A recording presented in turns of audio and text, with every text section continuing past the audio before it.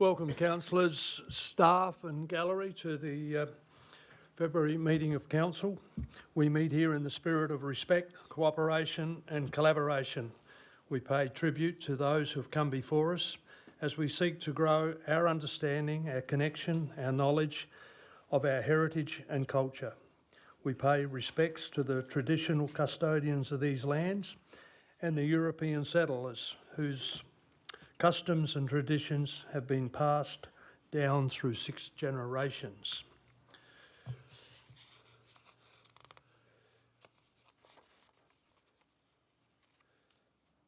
I haven't received any apologies, so we will move to the section 2.1.1, the council meeting minutes for confirmation on the 27th of January 2026 at 5:30. Councillor Priest, so moved. Seconded, Councillor Hearn. All those in favour? Carried. Item 2.2.1 and 2.2.2 is matters arising from the previous minutes for your information. Your Worship, if I could ask a question. Yes. This was just for pure morbid curiosity. I mentioned this to the CEO this afternoon.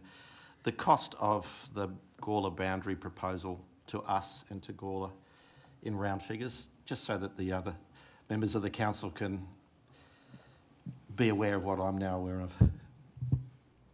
Thanks, Mr Mayor. Thanks, Councillor Rees. I don't know how much it cost Gawler. I think the original budget they had in there was in the order of a couple of $100,000. No real cash cost for us, but time cost. As a back of the envelope calculation over 6 years on the phone to you this afternoon. I don't reckon you get much change out of about $75,000 worth of resources, if not more. But that's a ballpark. That's the best I could do off the top of my head. Yeah, I got no idea what it cost them. They're the ones that actually had to pay all the cash costs of the commission.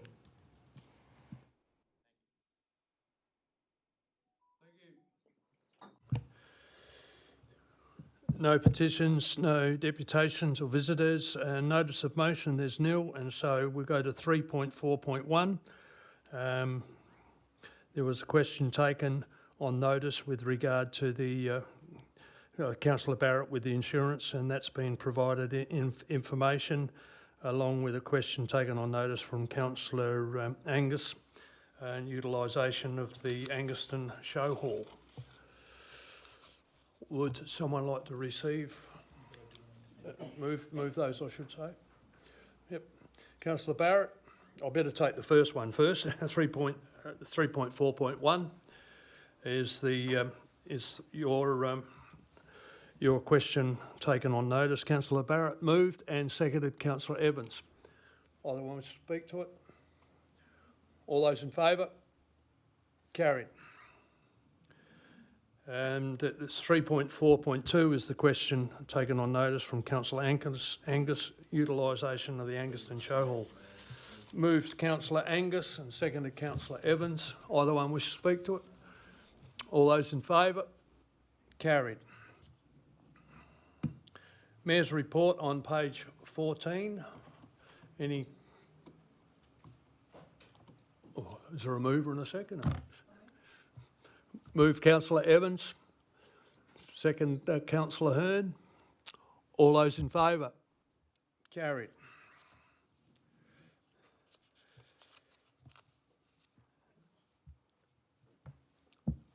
Item 6.1 is matters for information is all those items from 6.1 through to 6.7. There for information. There's no questions. I'll move to the Councillor Priest. Through the chair. 6.1, page 19. Page 19. Page 19. I'll just find it myself. I'd just like to ask a question. For the inspections, for Barossa Valley and the amount of shops and food outlets that we have throughout the whole of the Barossa Valley, 1, 2, 3, 5 months, we only did 9 commercial inspections, 4 aged care, 4 tourism accommodations, and no bed and breakfast, and other 3, whatever that means. I just think for the Barossa Valley as a whole and the amount of things that we have here, that's pretty poor. So what's your question? My question is, why are we only doing so little inspections? Okay. Yep. Thanks, Mr Mayor. CEO?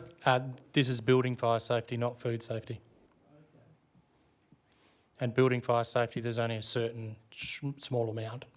We can get your food. We do a lot of food audits. The guys are out there regularly. We can get you an update on that for the next meeting.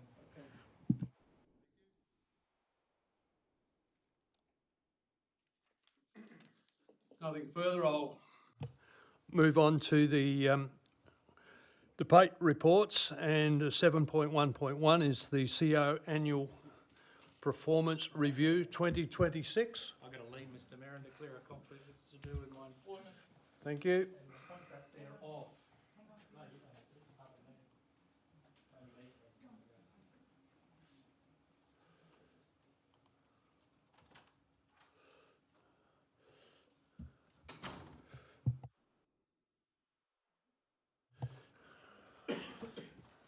This is an annual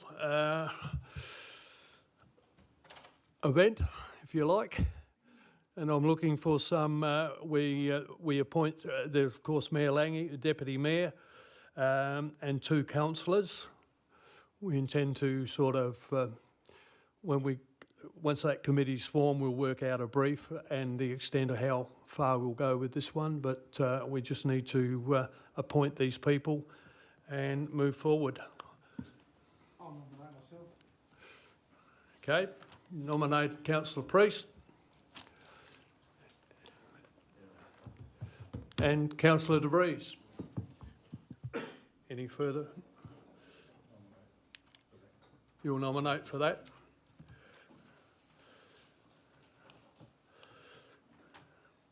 Was there term of reference 2 or 2? So we need to have a vote. I'll withdraw by nomination. Okay. Okay then. Thank you, Councillor Priest. Any other? So would someone like to move? Move Councillor Hearn that the Mayor, Deputy Mayor, Councillor De Vries and Councillor Angus be involved in the Chief Executive's Review Committee. Someone like to second that? Seconded Councillor Lane. All those in favour? Carried.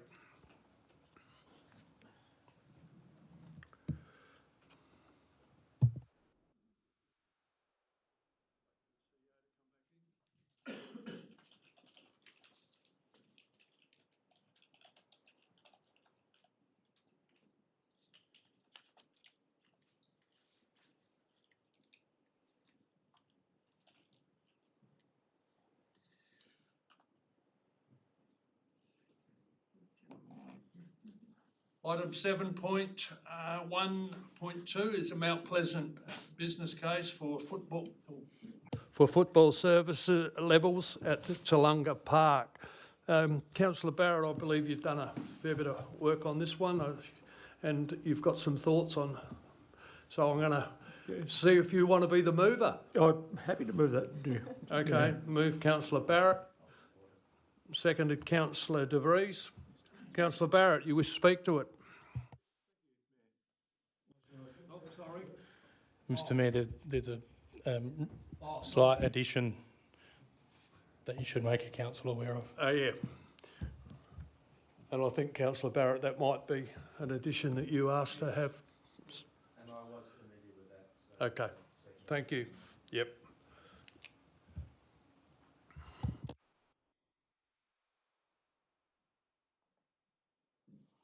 Right, thank you. In discussions with our CEO, I've added one element to it. I will speak to it. And first of all, I'd like to thank our CEO for the preparation of this report. I found it's a very pragmatic way forward, and that we are fiscally responsible in what we do in the delivery of our services. I've had lengthy discussions with the CEO, the president of the football club, and also the secretary. I spent a few hours with her this afternoon.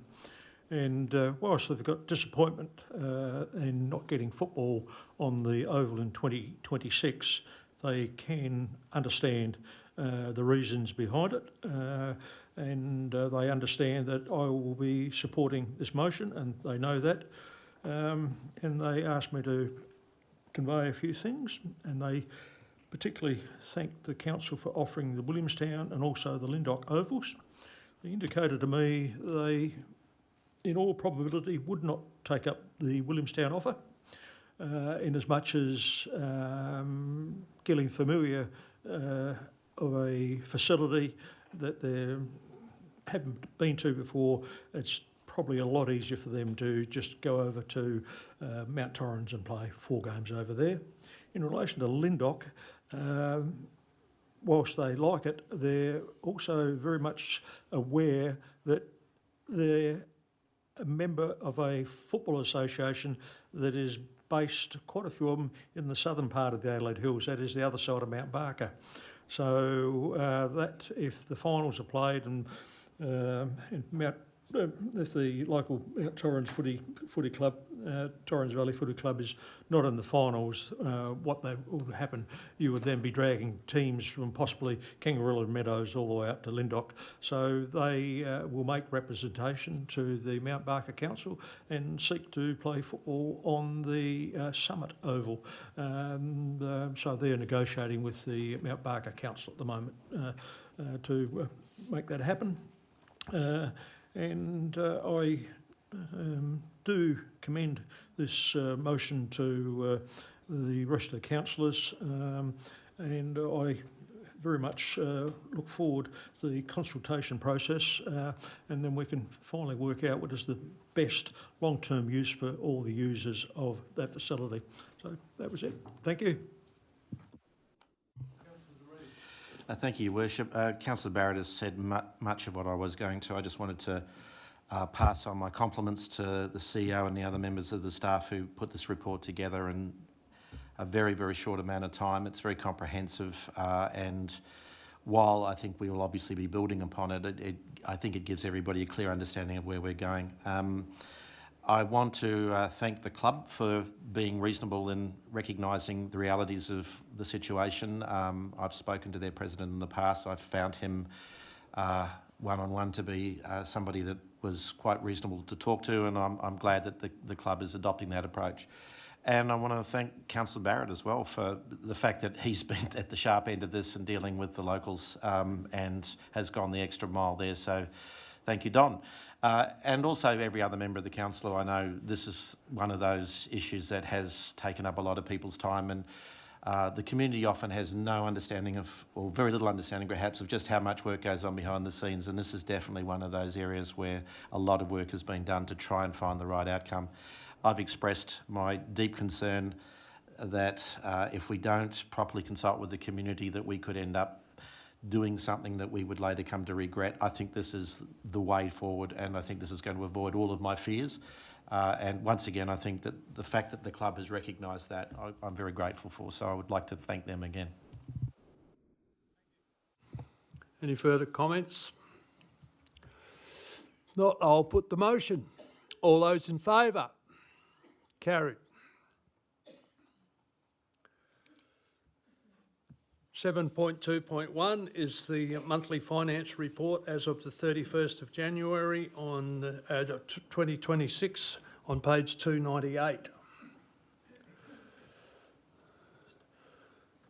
Recommendation there for Councillor Priest. So moved. Moved Councillor Priest. Seconded Councillor De Vries. Either one wish to speak to it? All those, no further comment? All those in favour? Carried.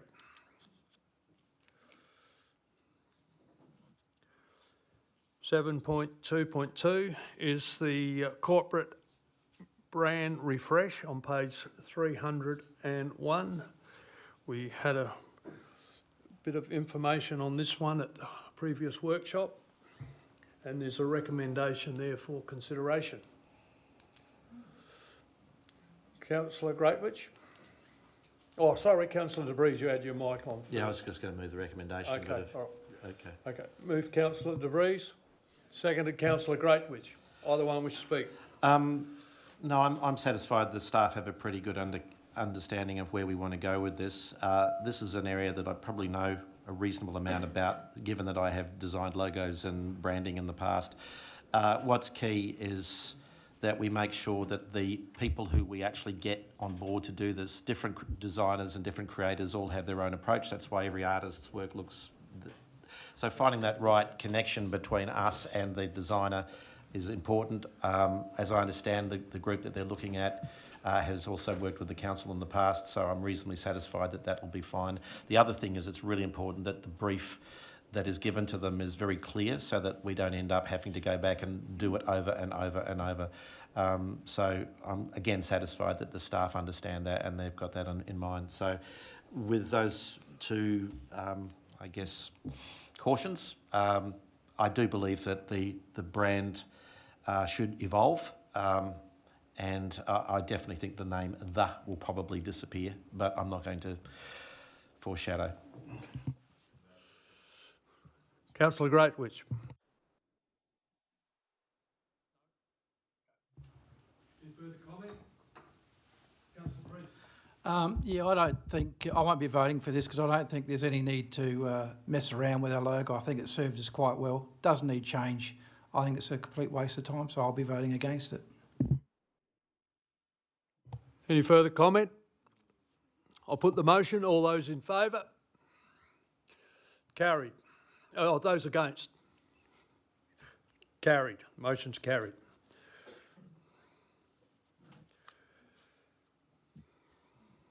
Seven point 2.3, 2025-26 Quarter 2 budget update as of the 31st of December 2025 on page 305.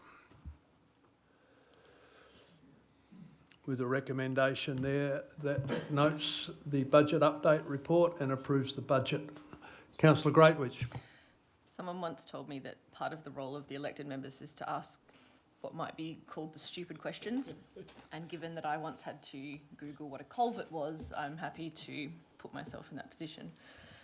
At the very top of this, under discussion, it says, it's talking about the operating budget adjustments have resulted in council's consolidated operating deficit reducing by $97,000 to $1.530 million.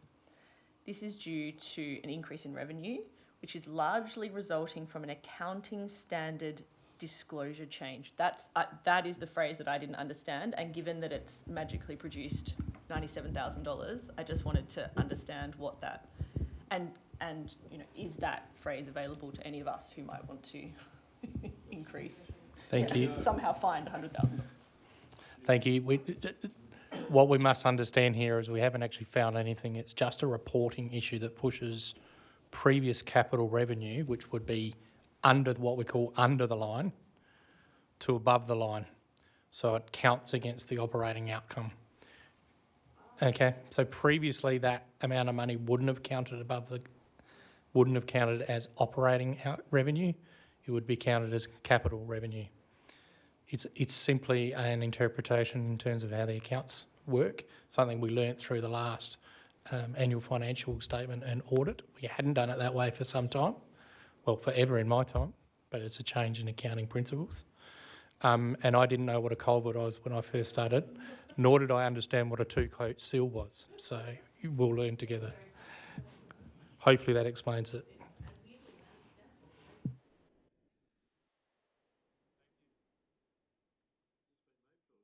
No, it hasn't been moved. Moved Councillor De Vries, seconded Councillor Hearn. Either one wish to speak to it? Any further comment? All those in favour? Carried.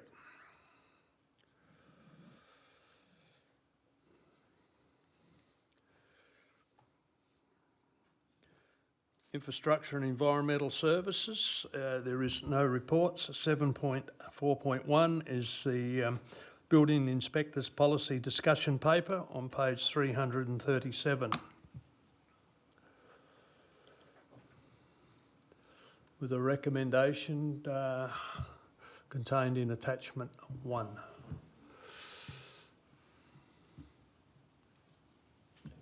Up. Councillor Priest. So moved. Moved Councillor Priest. Seconded Councillor De Vries. Either one wish to speak to it? Nothing further. All those, Councillor Barrett, sorry. I've just got to thank staff for the excellent report. A lot of work gone into that, so thank you. Well, I'm going to take a slightly different tack and ask, why do we create roads for people to drive on, but we don't inspect vehicles? We allow houses to be built, we facilitate their design and location. It's the builders who should be deciding how well built their houses are, not the council. This is a blatant cost-shifting exercise, and I've always maintained council has no role in inspecting buildings, because we leave ourselves liable for something that goes wrong, like a golf course roof, a golf club roof collapse 30 years ago in Adelaide. And I just ask, why are we involved in this? It's not our special subject. But I don't expect to get much of a hearing.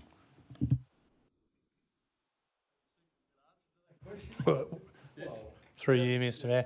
The answer, unfortunately, Councillor Angus, is that's because the law tells us we've got to do. But there are a range of, I guess, public safety and public health imperatives, making sure that somebody that's not profiting from the construction is also making sure that somebody's actually making sure it's built properly. Yeah. Councillor De Vries. Your Worship, now that Councillor Angus has opened the door, I want to hear an answer. So I could see Mr McVicker there sort of reaching for his little button. So I have a feeling he has something he wants to say. No, through the chair, thanks, Councillor De Vries. No, it's similar to the CEO's answer. It's because it's legislated that we have to.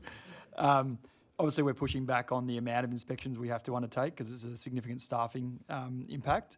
And to your point, Councillor Angus, I don't disagree, but we do get certificate of completions and things like that and occupancies from builders. But once again, as the CEO said, it's making sure we're keeping them honest in terms of them issuing those certificates to the council. Keeping our ratepayers safe, Councillor Angus.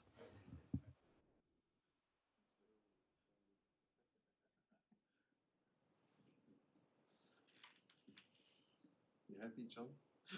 I'm always happy, Tony. You're still looking for a mover in a second? We did that. Who was it? I seconded it. Bruce was the... Oh, you did, that's right, sorry, okay. Either one, would you close the debate? No, he closed the debate. All those in favour? Carried.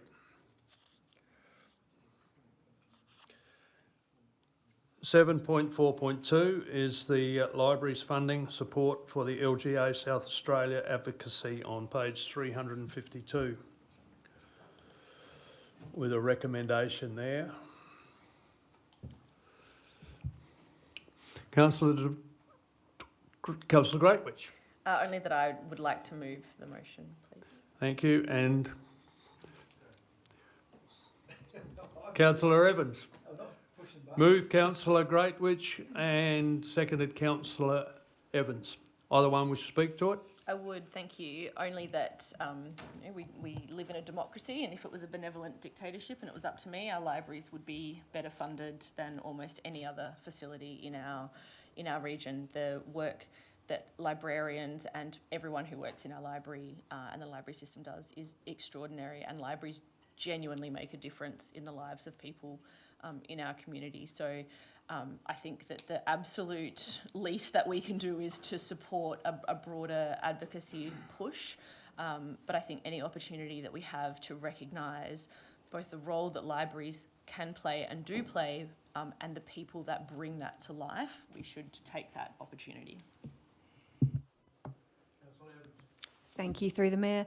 Just to say that libraries really are such a valuable resource for our community. As Councillor Greatwich has said, I won't repeat things, but it really is a place for community connection and collaboration and growth, and I think they're incredibly important. So thank you. Any further comment? All those in favour? Carried. There's no confidential reports, no urgent matters, and with that, our next meeting is scheduled, our next ordinary meeting on the 17th of March 2026 at 5:30. So with that, I'll formally close the February meeting, and we have a workshop just to go over some capital works budgets. Thank you for your attendance.